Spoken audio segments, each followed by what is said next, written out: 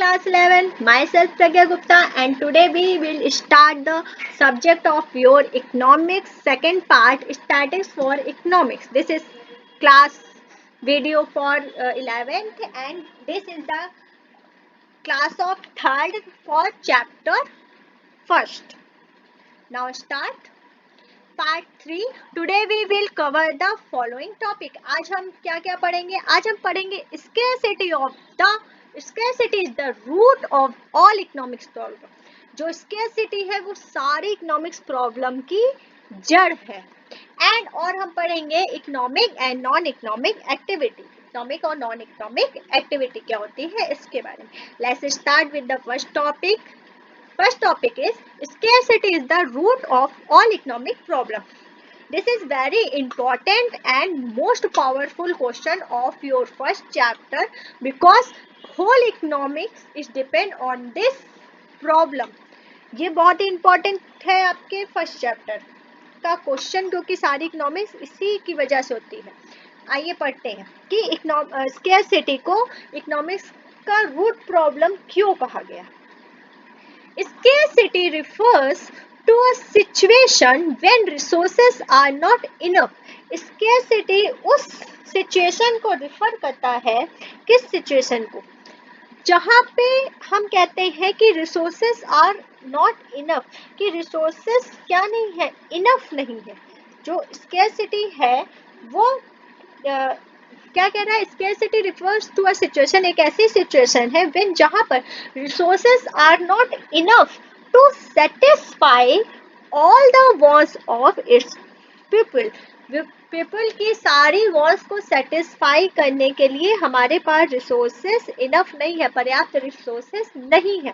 Scarcity of resources is the basic reason for the existence of economic problem in all economics. Economics में सबसे basic problem क्या है? Scarcity of resources. That means in other words we can say that the main problem of economics is scarcity of resources. Yeah, all economics is depend on scarcity of economics. There would have been no economic problem if resources were not scarce. कोई भी economics problem नहीं होती अगर resources क्या होते? Scarce नहीं होते, यानी लिमिटेड नहीं होते. अब इस चीज को आप एक एग्जांपल से समझिए. सपोज दैट जैसे गवर्नमेंट क्या कर रही है? गवर्नमेंट मनी जनरेट कर रही है, यानी मनी इशू करती है ना गवर्नमेंट. अब कुछ बच्चों के दिमाग में ये क्वेश्चन आता है कि अगर गवर्नमेंट के पास मशीन है नोट छापने की तो वो तो कभी भी नोट छाप सकती है. उसको दिक्कत क्या है? नोट ही नोट छापती रहे और देती रहे. क्यों नहीं? मार्केट में इतना नोट क्यों नहीं दे रही है? वो नोट छाप छाप के सबको, गरीबों को क्यों नहीं बांट देती है ना? उसके पास तो मशीन है, क्या दिक्कत है? तो दिक्कत बेटा यही है कि वो मशीन है नोट छापने की, तो उसका मतलब ये थोड़ी है कि नोट छाप के मार्केट में इशू कर देगी. तो फिर मनी का मतलब ही क्या रह गया? इंसान मेहनत ही क्यों करेगा? फिर अगर ऐसे ही करना है तो क्या किया जाए? मनी को ही मार्केट से हटा दिया जाए. जो मीडियम ऑफ एक्सचेंज है उसका सोर्स है मनी. जो मीडियम ऑफ एक्सचेंज है उसका सोर्स है मनी.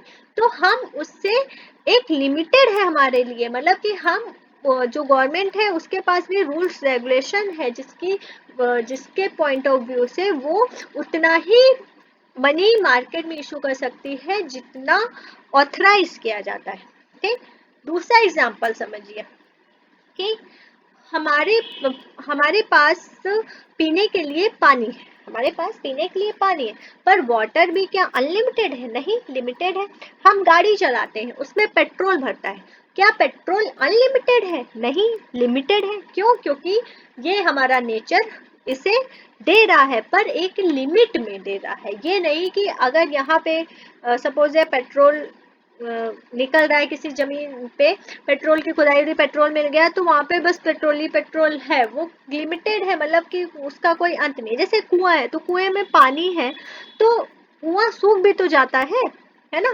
तो वही समझिए कि जो रिसोर्सेस है वो हमारे लिमिटेड है. चाहे कोई भी रिसोर्सेस है उसकी एक लिमिट है.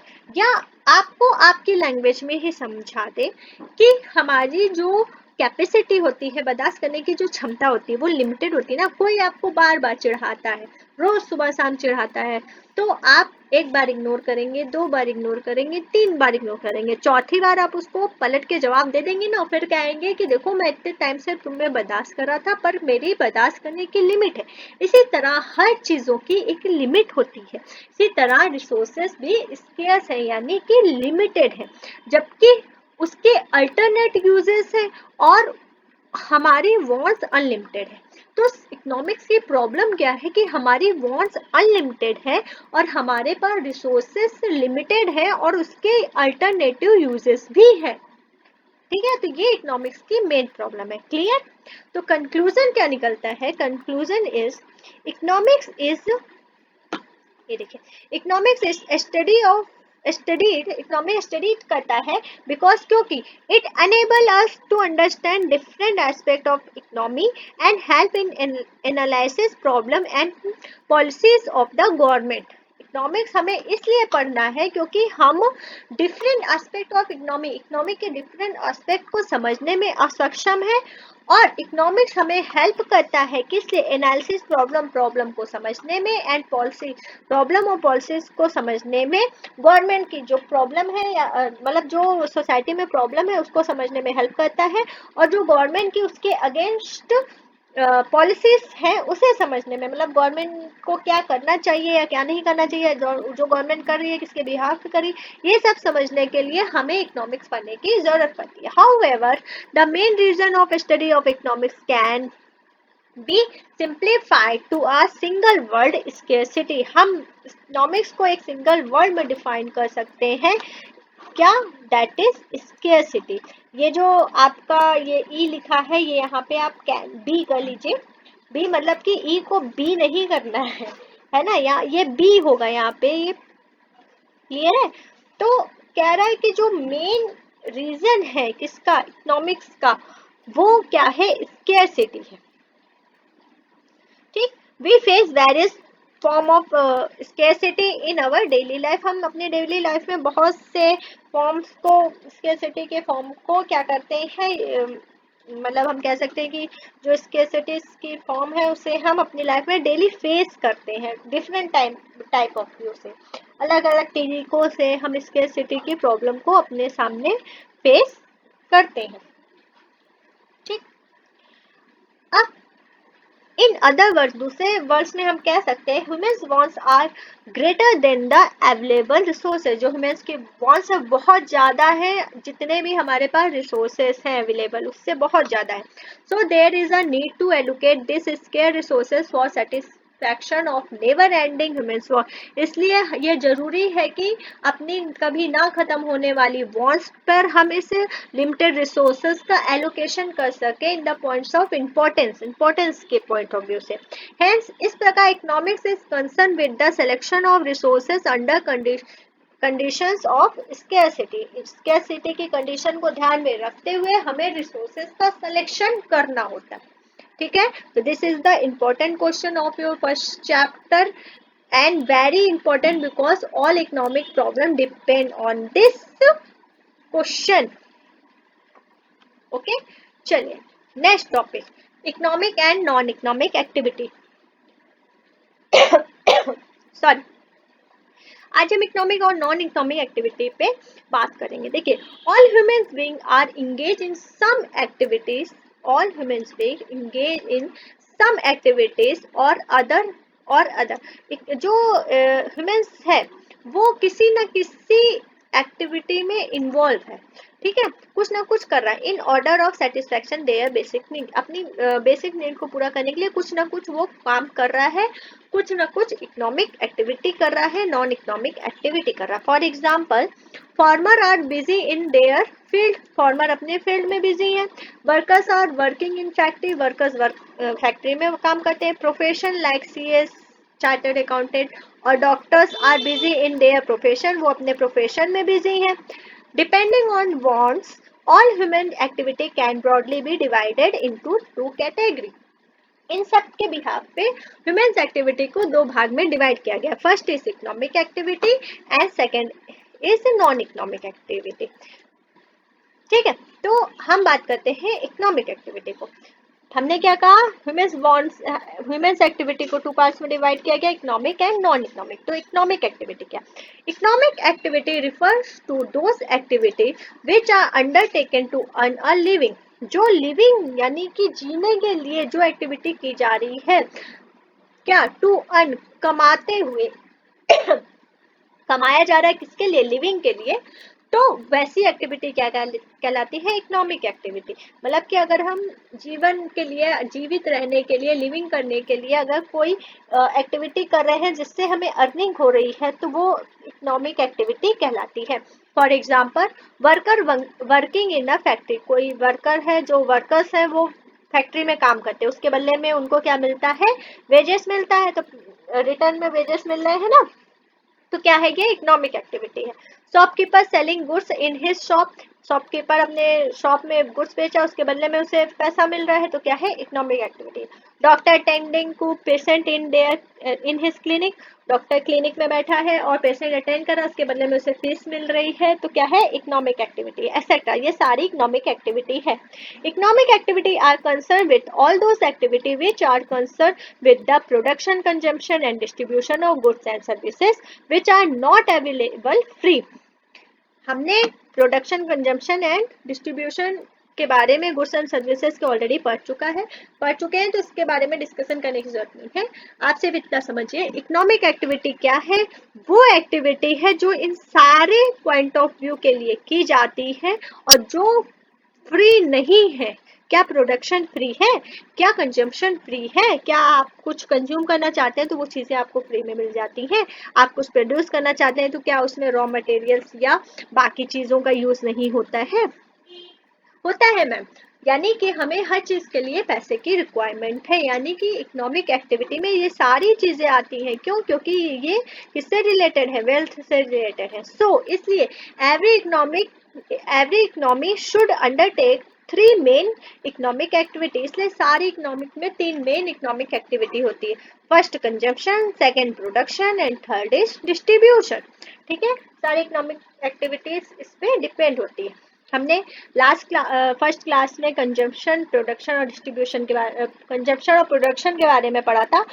इसको हम आज अलग तरीके से और डीपली पढ़ते हैं, और डिस्ट्रीब्यूशन पे भी आज हम डिस्कस करेंगे। Consumption is an economic activity which deal with use of goods and services for the satisfaction of humans wants. जो ह्यूमन्स वांट्स को सेटिस्फाई करने के लिए गुड्स और सर्विसेज में डील करती है, ऐसी इकोनॉमिक एक्टिविटी क्या कहलाती है, कंजम्पशन कहलाती है।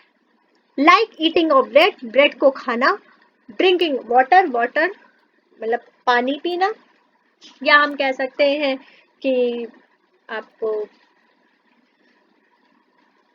लिसनिंग म्यूजिक, म्यूजिक सुनना, वेयरिंग वॉचेस, घड़ी पहनना। एंड कंजम्पशन एक्टिविटी, कोई भी कंजम्पशन एक्टिविटी। तो आप कहेंगे मैम इसमें पैसा कहाँ यूज हो रहा है, बेटा ईटिंग ब्रेड, ब्रेड खानी है आपको, फ्री में मिल जाएगी, नहीं पैसा दे के खरीदोगे।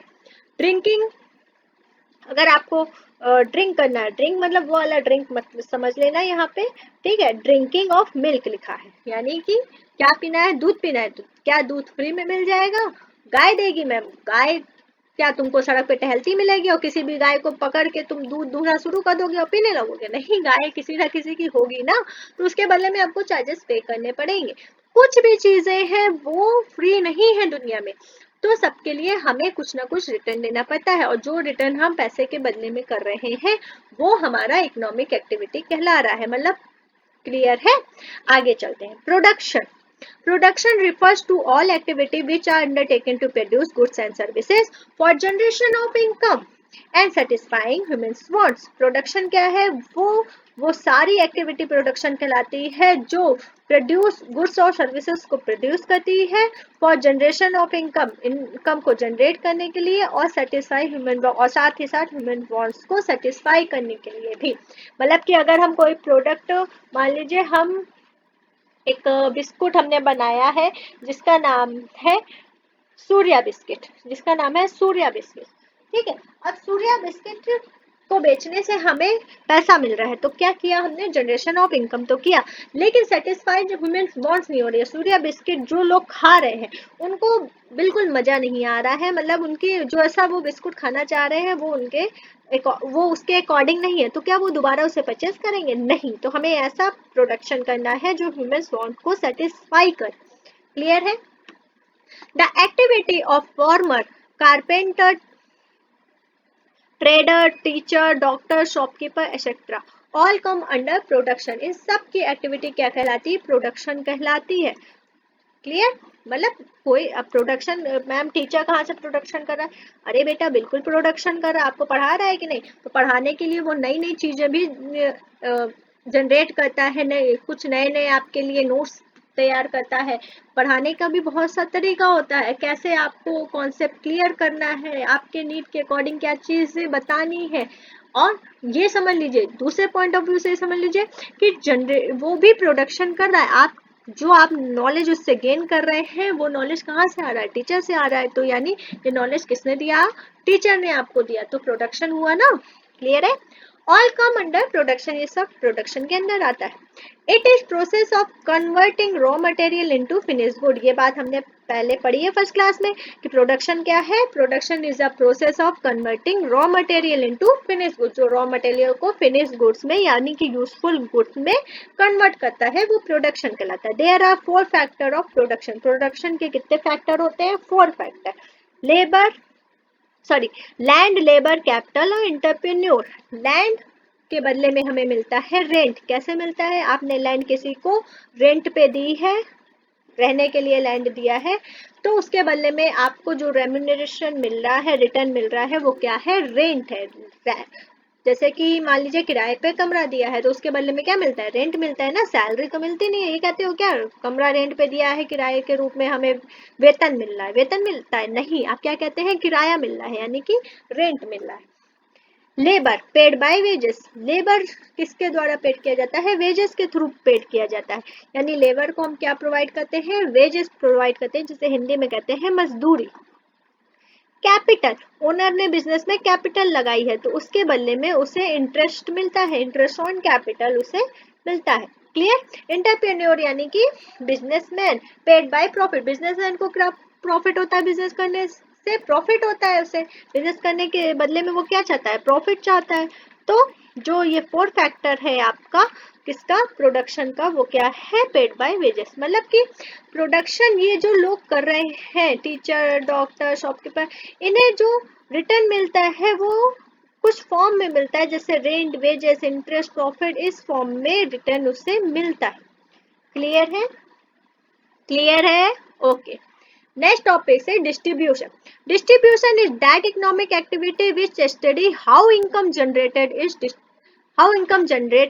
is distributed among the factor of production। Distribution वो एक्टिविटी है, इकोनॉमिक एक्टिविटी है कि जो इनकम जनरेट हुई है उसको डिस्ट्रीब्यूट कैसे करना है। It deal with determining how the total income arises for production process known as gross domestic product और जीडीपी, जिसे हम जीडीपी कहते हैं। जीडीपी का आप लोग सुनते होंगे ना, जीडीपी कम हो गई, जीडीपी बढ़ गई, यानी कि ग्रॉस डोमेस्टिक प्रोडक्ट। ये है क्या, क्या है, जैसे जो आपका डिस्ट्रीब्यूशन है वो क्या करता है, जो इनकम जनरेट हुई है उसको कैसे डिस्ट्रीब्यूट करना है, उस पे वो ऐसी इकोनॉमिक एक्टिविटी है जो डील करती है किसके साथ, determine how the total income arise, कितनी टोटल इनकम अराइज हुई है फ्रॉम प्रोडक्शन प्रोसेस से, और जो किसके थ्रू होती है, जीडीपी के थ्रू हम क्या करते हैं, डिटरमाइन करते हैं। इस डिस्ट्रीब्यूटर जो डिस्ट्रीब्यूट किया जाता है लैंड, लेबर, कैपिटल और एंटरप्रेन्योर में, किस फॉर्म में, rent, wages, interest and profit के फॉर्म में, in the form of rent, wages. Rent किसको दिया जाता है, land, wages, labour, interest, capital और प्रॉफिट एंटरप्रेन्योर रिस्पेक्टिवली। क्लियर है? आई होप आपको कंजम्पशन, प्रोडक्शन और डिस्ट्रीब्यूशन समझ में आ गया होगा। तो ये क्या था, ये आपका इकोनॉमिक एक्टिविटी थी। अब बात करते हैं नॉन इकोनॉमिक एक्टिविटी पे, किस पे बात करते हैं, नॉन इकोनॉमिक एक्टिविटी पे। Activities which are not concern with the creation of money और wealth are known as non economic activity. ऐसी एक्टिविटी जिसकी वजह से क्रिएशन ऑफ मनी या वेल्थ नहीं होता है उसको क्या कहते हैं, नॉन इकोनॉमिक एक्टिविटी। मतलब ऐसी एक्टिविटी जिसकी वजह से हम पैसा नहीं कमाते हैं उसको हम नॉन इकोनॉमिक एक्टिविटी कहते हैं। For example house wife cooking food for her family. जो हाउस वाइफ होती है, गृहिणी होती है, वो अपने परिवार के लिए क्या कर रही है, खाना पका रही है, तो क्या उसके बदले में उसे पैसे मिलते हैं, नहीं। तो ये क्या है, non economic activity. A teacher teaching in his own son. एक टीचर अपने बच्चे को पढ़ा रही है, तो अब कहोगे मैम टीचर को तो सैलरी मिलती है। बेटा टीचर जब स्कूल में या कोचिंग में या किसी आपके एजुकेशनल इंस्टीट्यूट में टीचिंग करती है तो उसके बदले में उसे सैलरी मिलती है या कमीशन या जो भी चीजें उसे मिलती है। पर अपने ही बेटे को पढ़ाएगी तो क्या अपने आप को खुद ही सैलरी देगी कि बेटा उसको सैलरी देगा, नहीं ना। तो ये क्या है, नॉन इकोनॉमिक एक्टिविटी है। Free education to needy student. जरूरतमंद स्टूडेंट को फ्री एजुकेशन देना, फ्री पहले ही लिखा है, फ्री, कोई कॉस्ट नहीं इसकी। Charitable activity like blood donation camp. खून देने जाते हैं तो उसके बदले में पैसे नहीं लेते हैं, डोनेशन करने जा रहे हैं हम, अपना ब्लड डोनेशन कैंप लगता है ना, डोनेशन करते हैं। जैसे कि स्कूल में अभी लास्ट ईयर एक कैंप हुआ था ना जिसमें ब्लड डोनेशन की बात हुई थी, और आपको पता है आपके प्रिंसिपल सर ने, मतलब हमारे प्रिंसिपल सर ने भी कितने बार ब्लड डोनेशन किया है। तो वो एक नॉन इकोनॉमिक एक्टिविटी है, clear. Social activity like get together attending parties. Social activity जैसे दोस्त की बर्थडे पार्टी में चले गए तो क्या उसके बदले में तुम्हें सैलरी वो देगा, नहीं। तो ये क्या है, non economic activity. Political activity perform by the different political parties. कोई भी पॉलिटिकल एक्टिविटी की जाती है पॉलिटिकल पार्टीज के द्वारा तो उन्हें क्या, वो क्या कहलाता है, non economic activity. Religious activity like praying to God, going to temple, ठीक है, या भंडारा कराना, ये सब क्या है, नॉन इकोनॉमिक एक्टिविटी है। In non economic activity there is no expectation of any kind of monetary reward और बेनिफिट। नॉन इकोनॉमिक एक्टिविटी में हम किसी तरह की एक्सपेक्टेशन नहीं रखते हैं, कोई भी एक्सपेक्टेशन नहीं होती है किस चीज की, किसी भी प्रकार के मॉनेटरी रिवॉर्ड या बेनिफिट की। They are inspired by the sentimental reason and are the perform out of love, care, sympathy, sentiments, etc. ये परफॉर्म किए जाते हैं, ये सारे हम कह सकते हैं फीलिंग्स के बेस पे। मतलब कि अगर हम कोई काम लव के बेस पे, केयर के बेस पे, सिंपैथी दिखा के या सेंटिमेंटल होके मतलब भावुक होके हम किसी कोई भी काम कर रहे हैं तो उसके बदले में हमें क्या नहीं मिलता, मॉनेटरी बेनिफिट नहीं मिलता है, इसलिए वो सारी एक्टिविटी क्या कहलाती है, नॉन इकोनॉमिक एक्टिविटी। क्लियर है economic activity and non economic activity? Yes ma'am. Okay बेटा, एक चीज मैं आपको और बता दूं, एक एक्टिविटी अलग अलग पॉइंट पे इकोनॉमिक भी होती है, नॉन इकोनॉमिक भी होती है। जैसे कि मम्मी घर में खाना बना रही है, नॉन इकोनॉमिक एक्टिविटी। मम्मी ने टिफिन सेवा शुरू कर दी, इकोनॉमिक एक्टिविटी। क्यों, टिफिन सेवा में भी वो खाना बनाएंगी लेकिन वो उसके बदले में पैसे पाएंगी, तो वो वहां पे उनकी एक्टिविटी क्या हो गई, इकोनॉमिक हो गई। लेकिन अगर वो अपनी फैमिली के लिए खाना बनाती हैं तो क्या कहलाएगी वो एक्टिविटी, नॉन इकोनॉमिक। क्लियर है। तो एक एक्टिविटी इकोनॉमिक भी हो सकती है, नॉन इकोनॉमिक भी हो सकती है, ठीक। तो आज के लिए थैंक यू क्लास, और आपका यहाँ पे फर्स्ट चैप्टर का आधा पोर्शन खत्म हो गया है, हमने कंप्लीट कर लिया है। अब नेक्स्ट क्लास में हम स्टैटिक्स पे बात करेंगे कि स्टैटिक्स क्यों पढ़ना है इकोनॉमिक्स में। अभी तक तो हमने स्टैटिक्स शुरू ही नहीं किया, अभी तो हम सिर्फ इकोनॉमिक्स के बारे में पढ़ रहे हैं। क्यों, क्योंकि स्टैटिक्स और इकोनॉमिक्स है ना, तो पहले तो इकोनॉमिक्स ही जान लेते हैं बेसिकली कि इकोनॉमिक्स क्या होता है, उसके बाद हम ये जानेंगे कि स्टैटिक्स की क्या नीड है इकोनॉमिक्स में। तो नेक्स्ट क्लास में हम स्टैटिक्स के साथ कंटिन्यू करेंगे। Thank you class. Have a nice day.